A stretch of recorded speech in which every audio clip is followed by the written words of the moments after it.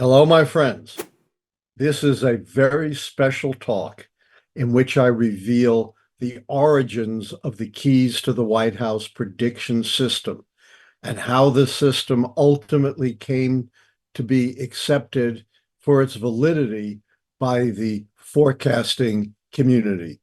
The keys are the alternative to the pundits and the pollsters.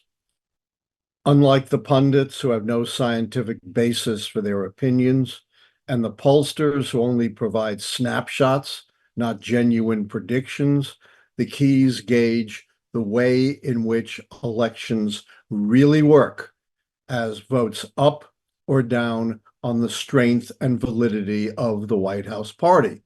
There are 13 keys which track those measures, and if 6 or more go against the White House party, they're predicted losers. Otherwise, they're predicted winners, and the keys have worked successfully since I predicted Ronald Reagan's reelection in April 1982, nearly 3 years ahead of time, when the nation was undergoing what was then the worst recession since the Great Depression. His approval ratings were in the gutter, and 60% of Americans thought he was too old to run again.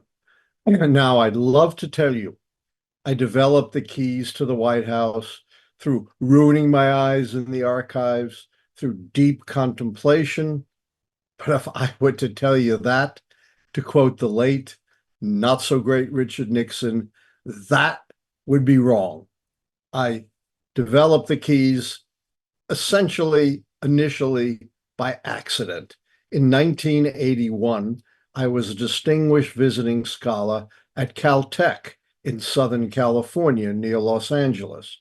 And there I met the world's leading authority on earthquake prediction, Vladimir Keilis-Borok, the head of the Institute of Earthquake Prediction and Pattern Recognition in Moscow, one of 12 scientists worldwide who is a member both of the Soviet and US National Academies of Science. And he suggested that we collaborate. And of course, being brilliant and foresightful, I said, no, we're not. Earthquakes may be a big deal here in Southern California. I have to go back to Washington, D.C., where I teach at American University. Nobody cares about earthquakes there. He said, oh, no, I already solved earthquakes. Right. He said, get this. In 1963, he was a member of the Soviet scientific delegation that came to Washington, D.C. during the Kennedy administration and negotiated the most important treaty in the history of the world, the Nuclear Test Ban Treaty, that kept us from poisoning our Earth, our oceans, and our atmosphere. And he said, I fell in love with politics in DC and always wanted to use the methods of earthquake prediction to predict elections. But I live in the Soviet Union. Elections, forget it. It's supreme leader or off with your head. But he said to me, but you're an expert in the presidency and American politics and history. So we became the odd couple of political research. And the initial secret was reconceptualizing presidential elections in earthquake terms.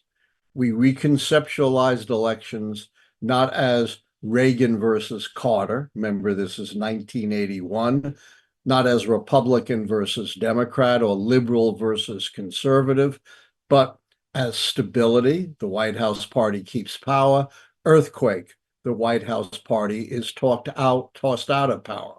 With that in mind, we looked at every American presidential election from the horse and buggy days of politics, the election of Abraham Lincoln in 1860. Remember, in those days, women didn't vote. African Americans were mostly enslaved. There were no automobiles, no planes, no polls. We were an agricultural economy, no radio, no television. And we took it up to 1980. And that investigation utilized Keilis-Borok's mathematical method of pattern recognition, to see what factors could separate earthquake and stability. And that method led to the 13 keys to the White House and our 6-key decision rule, which best separated out earthquakes from stability. And the keys are simple true false questions, gauging the strength and performance of the White House party primarily, where an answer of true always favors stability. Remember, I first used the keys predictively in 1982. And the result was I got blasted by the professional forecasting community. I had committed the cardinal sin of subjectivity because some of my keys were not simply cut and dry, like social unrest or policy change. I responded that the keys are not subjective, they are judgmental, that we're dealing with human beings, and historians make judgments all the time, and these are not random judgments. They're tightly constrained by how each key is carefully defined and how I've answered every question since 1860. Well, it took a while. It took about 15 to 20 years.